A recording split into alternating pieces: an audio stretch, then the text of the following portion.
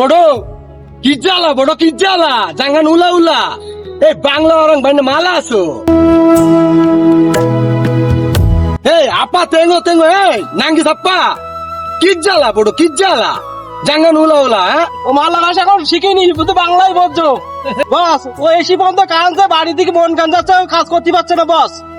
ও বাংলা ভাষা বোঝে ও মালাই ভাষা বোঝে বোঝে না না। আচ্ছা আমি দেখছি এই কি সমস্যা তোমার কাজ কাম না করে এখানে বসে বসে কানছাও কেন কি সমস্যা বস বস আমি বাড়ি যাবো বস আমার বাড়ির জন্য ভয় করছে বস বস এই মিয়া কও কি বাড়ি যাবা তো বিদেশে আসছো কেন প্রবাস জীবন কি এতই সহজ প্রবাসে আইছো পয়সা ইনকাম করার জন্য কান্নাকাটি করলে কাজ হবে বস বস আমার দেশের জন্য ভয় করছে বস আমার দেশে বাড়ি ভাড়ায় দেন।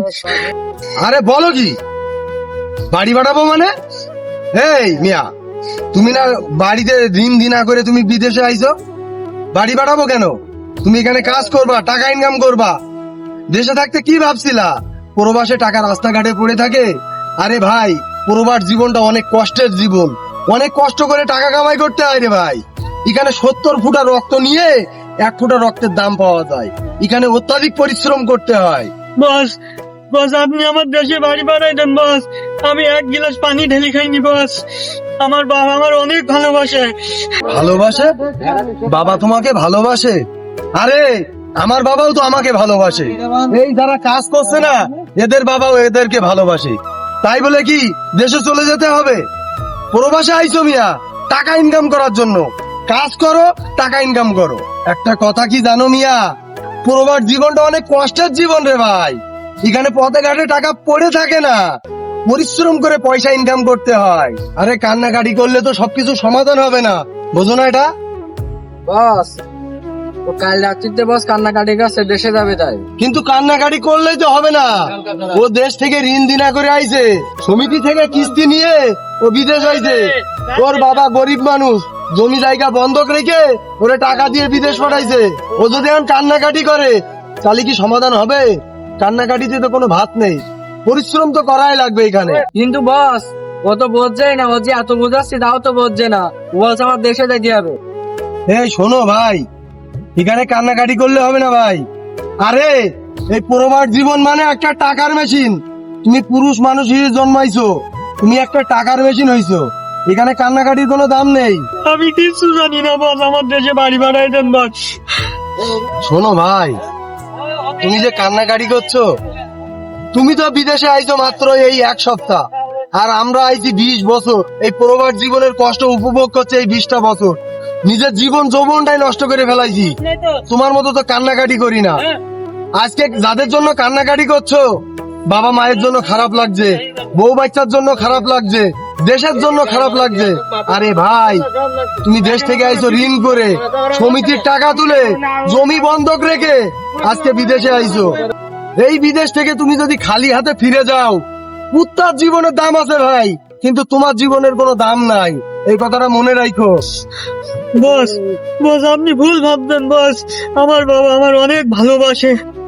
আমি জানি তো তোমার বাবা তোমাকে ভালোবাসে তোমার বউ তোমাকে ভালোবাসে তোমার বাচ্চা কাচ্চারা তোমাকে ভালোবাসে আরে ভাই তোমাকে ততক্ষণ তারা ভালোবাসবে যখন তোমার পকেটে টাকা থাকবে তোমার ব্যাংকে টাকা থাকবে ততক্ষণ তারা তোমাকে ভালোবাসা দিবে তোমার পকেটে টাকা আছে তুমি বাবার কাছে ভালো সন্তান তোমার পকেটে টাকা আছে তুমি বউয়ের কাছে ভালো স্বামী তোমার ব্যাংকে টাকা আছে তুমি তোমার বাচ্চা কাচ্চার কাছে ভালো বাবা তোমার পকেটে টাকা নাই তোমার জীবনের কোনো দাম নাই এই প্রবাস জীবন মানে একটা টাকার মেশিন তুমি পুরুষ কুলে জন্মাইছো তুমি একটা টাকার মেশিন হয়ে জন্মাইছো যতদিন টাকা ইনকাম করতে পারবা সবার কাছ থেকে ভালোবাসা পাবা টাকা ইনকাম করতে পারবা না কেউ তোমাকে ভালোবাসবে না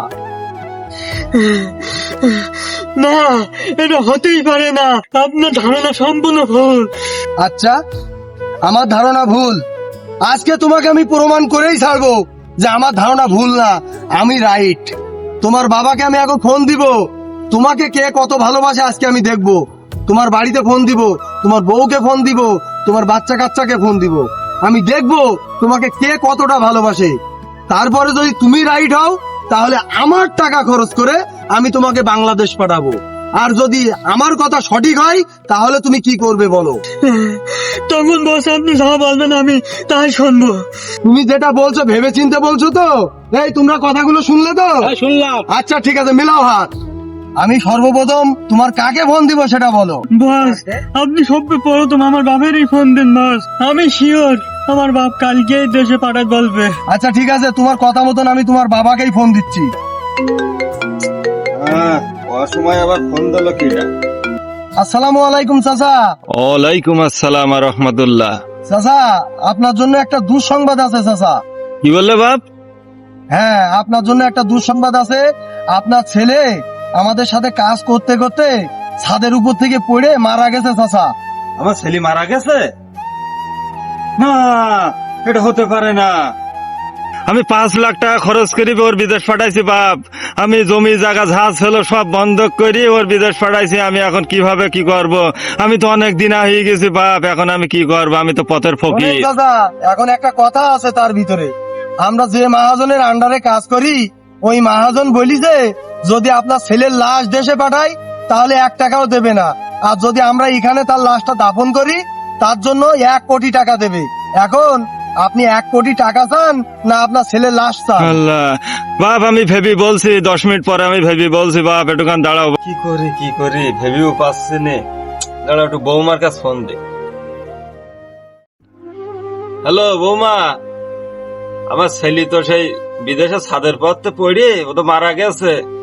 তো এখন বৌমা, এখন যদি ওই লাশ আমরা নিয়ে আসে তাহলে 1 টাকাও দেবে না, আর যদি লাশ ওখানে মাটি দেয় তাই 1 কোটি টাকা দেবে।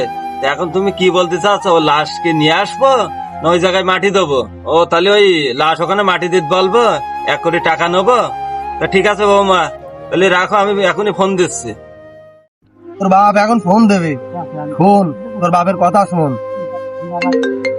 ওই দেখ ফোন এইছে, এই নে শোন তোর বাপ কি বলে। হ্যাঁ চাচা বলেন, চাচা দ্রুত বলেন। হ্যাঁ বাপ, বলছি কি ও লাশ দেশে পাঠালে টাকা দেবে? না, লাশ যদি আমরা দেশে পাঠাই তাহলে আপনার ছেলের লাশ পাঠাতে অনেক টাকা খরচ হবে চাচা। এখন আপনি যদি বলেন লাশ চান তাহলে আমি লাশ পাঠাই দেবো টাকা পয়সা খরচ করি। আর যদি লাশ না চান, যদি এই জায়গায় দাপন কাপন করি তাহলে আপনি 1 কোটি টাকা পাবেন। এখন 1 কোটি টাকা নেবেন না আপনার ছেলের লাশ নেবেন? বাপ তাহলে আমার ওই লাশ লাগবে না, তুমি 1 কোটি টাকা আমার অ্যাকাউন্টে পাঠাই দাও, ওখানে লাশ দাফন করে তুমি মাটি দাও। শুনলি তোর বাবা তোকে কি বললো? শুনলি? এবার বল কাকে ফোন দেব? তুই যাকে ফোন দিতে বলবে আমি তাকে ফোন দেব। তোর বউকে ফোন দেব, তোর বউ ওই টাকাটাই চাবে, তোরে চাবে না। তোর লাশের আর কোনো দাম নেই রে। ঠিক আছে বস, আমি আর দেশেই যাব না। আমি প্রবাসে কাজ করে করে মরেই যাবো, তবু দেশে যাবো না।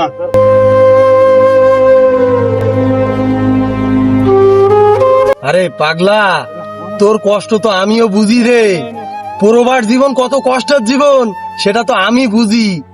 আমরা যখন বাংলাদেশ ছেড়ে এই প্রবাসে আইছিলাম, ওই এয়ারপোর্টের ভিতরে সমস্ত মায়া ভালোবাসা নিংড়াইয়ে বের করে দিয়ে তারপর এই প্রবাসে এসেছি। বাবা কি চাই, স্ত্রী সন্তান কি চাই ওটা তো আমি ভালো জানি রে।